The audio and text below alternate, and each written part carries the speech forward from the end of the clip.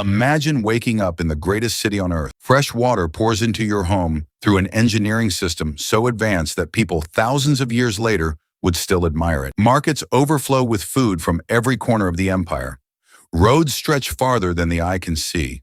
Massive temples rise above crowded streets. Every day you are surrounded by inventions that make life easier, cleaner, and more comfortable than almost anywhere else in the ancient world. Now imagine that hidden inside many of those same achievements is something no one can see, no one can smell, and no one can taste. A silent substance that slips into daily life so naturally that an entire civilization accepts it without question. For centuries, historians celebrated the Roman Empire for its remarkable engineering, military power, and lasting influence on the modern world. But in recent decades, scientists have uncovered another story buried beneath that legacy. Not a story about invading armies or political conspiracies, but one written in chemistry, archaeology, and tiny traces of metal preserved for thousands of years. This mystery could never have been solved by ancient historians alone. Instead, it took environmental scientists drilling deep into Arctic ice, archaeologists studying ancient skeletons, geochemists analyzing microscopic particles, and historians piecing together evidence from across Europe and the Mediterranean. What they discovered was astonishing. The Roman Empire released more lead into the environment than any civilization before the Industrial Revolution.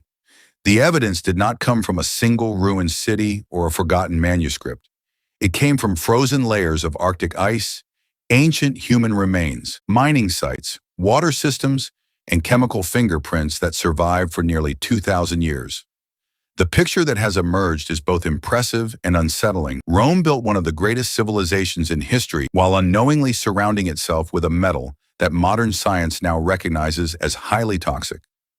This is not the story of a single event that changed history overnight. It is the story of thousands of ordinary choices repeated every day across an empire that stretched across 3 continents. And thanks to modern research, we can finally see that hidden world with remarkable clarity. At its height, the Roman Empire ruled over millions of people from Britain to North Africa and from the Atlantic Ocean to the Middle East. Few civilizations had ever controlled such an enormous territory. Roads connected distant provinces. Merchant ships crossed the Mediterranean in every direction.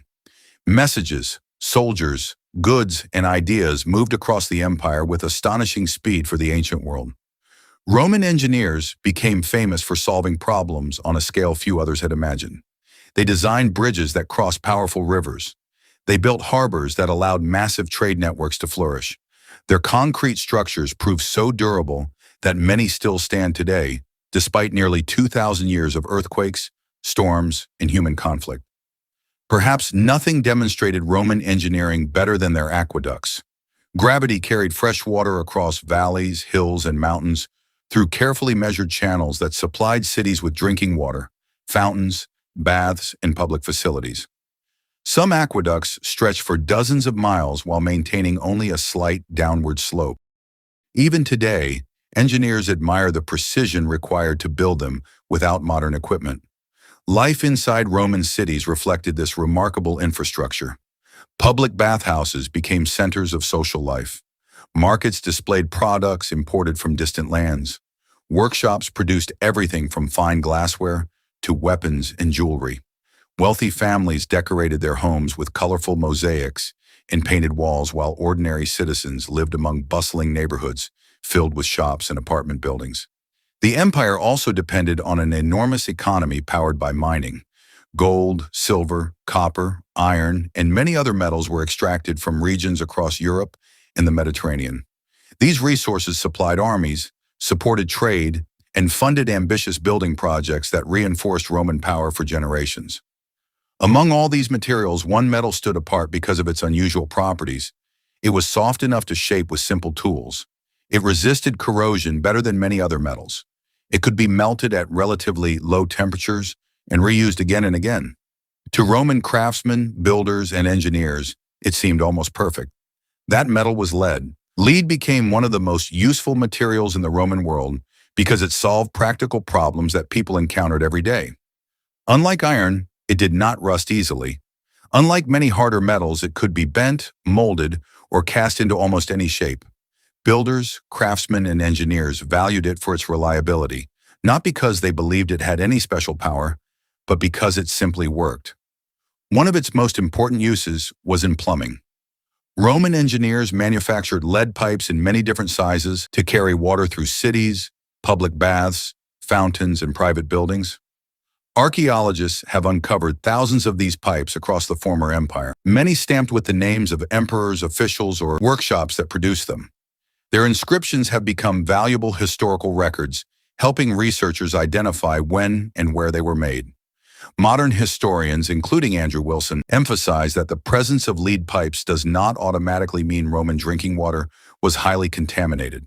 In many aqueduct systems, water flowed continuously rather than remaining still. In addition, minerals often formed protective layers inside the pipes, reducing the amount of lead that dissolved into the water. The pipes themselves are evidence of widespread lead use, but they do not prove that every Roman was heavily exposed through drinking water alone. Lead appeared in many other parts of daily life. It was used to line containers, seal joints in construction, anchor metal clamps in stone buildings, manufacture weights for fishing nets, produce small household objects, and create parts for machinery. Roman builders relied on it in ways that most people never noticed because it blended into the background of ordinary life. The metal also played an important role in cooking and food preparation. Ancient Roman writers describe boiling grape juice for long periods in lead vessels to produce a thick, sweet syrup known as defrutum or sapa. This syrup was sometimes added to food or wine as a sweetener and preservative. During the boiling process, chemical reactions could create lead compounds that mixed into the syrup. The practice has been discussed for decades by researchers, including Jerome O. Neriagu, although historians continue to debate how widespread this method was across different regions and social classes. Lead compounds were also valued for their bright colors. Artisans used them in pigments for decorative painting, while certain cosmetic preparations included lead-based ingredients to create pale complexions that match Roman beauty ideals. People using these products had no reason to suspect that the same materials admired for their appearance could also pose health risks. Mining and metalworking expanded the empire's dependence on lead even further. Much of Rome's silver came from ores that naturally contained large amounts of lead. Extracting the precious silver required heating enormous quantities of ore in furnaces. The valuable silver was separated, while vast amounts of lead were released into the surrounding environment. Every coin minted from this silver represented an industrial process that produced invisible pollution. For generations, all of this remained hidden from history because lead leaves few obvious traces after thousands of years. Ancient writers describe mines, workshops, and engineering projects, but they had no way to measure the tiny particles released into the atmosphere. Modern science changed that completely. Thousands of miles from Rome, buried beneath the frozen surface of Greenland and the Arctic, nature had been quietly keeping an extraordinary record. Every winter, fresh snow settled onto older layers. Year after year, century after century, those layers compressed into ice. Tiny particles floating through the atmosphere became trapped inside, preserving a chemical timeline that stretched back thousands of years. When scientists drilled deep into these ice sheets, they were not simply collecting frozen water. They were opening pages of an environmental history book written one snowfall at a time. Joseph McConnell and his international research team analyzed these ice cores using extremely sensitive instruments capable of detecting microscopic amounts of lead. What they found surprised even experienced researchers. The concentration of atmospheric lead rose dramatically during periods when Roman mining and silver production reached their peak. The pollution was so widespread that particles released by mining operations in Europe traveled thousands of kilometers before settling onto Arctic snow. Even more remarkable was the pattern itself. Lead levels increased as Roman mining expanded. They declined sharply during times of political instability and reduced economic activity.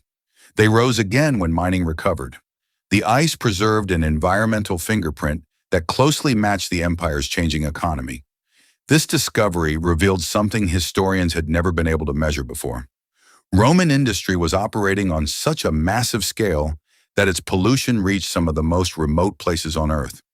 No ancient writer could have witnessed that invisible cloud drifting across continents. Only modern science made it visible nearly 2,000 years later. The discovery in the Arctic answered one important question. It showed that lead pollution spread far beyond the mines where the metal was produced. But another question remained. How much of that lead actually entered the people who lived inside the Roman Empire?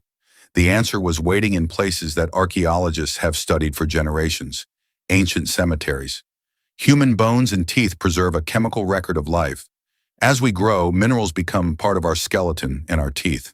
Some elements remain there long after death, allowing scientists to study environmental exposure centuries or even millennia later. Unlike written records, these remains cannot exaggerate, forget, or invent. They preserve evidence directly from the people themselves. Researchers have analyzed Roman skeletons recovered from different parts of the former empire using advanced laboratory techniques. Many studies have found elevated concentrations of lead compared with prehistoric populations that lived before large-scale Roman mining and industry. The results suggest that people living during the Roman period were generally exposed to more lead than many earlier communities.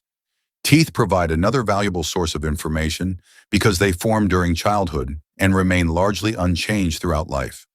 By examining the chemical composition of ancient teeth, scientists can estimate the kinds of elements people encountered while they were growing up. In many Roman-era remains, lead is present in measurable amounts, offering another line of evidence that exposure was common. Scientists are careful about what these findings do and do not prove. The amount of lead varies from one individual to another depending on where they lived, what they did for a living, and the environment around them. A miner working near a smelting operation almost certainly experienced different exposure than a farmer in a rural province. Because of this variation, researchers avoid making broad claims about every person in the empire. One of the scientists who helped deepen our understanding of this environmental history is Hugo Delisle. By studying lead isotopes, tiny chemical signatures that act almost like fingerprints, his research has traced how lead from mining and human activity spread through rivers, harbors, and landscapes connected to the Roman world. The story is not about blaming the Romans for something they could never have understood. They used the knowledge available to them, just as every civilization does. What makes their story unforgettable is that modern science can now reveal consequences that were completely hidden at the time. It is a reminder that human progress and unintended consequences have often existed side by side throughout history, and perhaps that is the greatest mystery of all. If you enjoyed uncovering this hidden chapter of the ancient world, make sure to subscribe and join us for more true stories where archaeology, history, and modern science come together to reveal the secrets that time tried to hide. Thank you for watching, and until next time, keep asking questions, because sometimes the greatest discoveries begin with mysteries hiding in plain sight.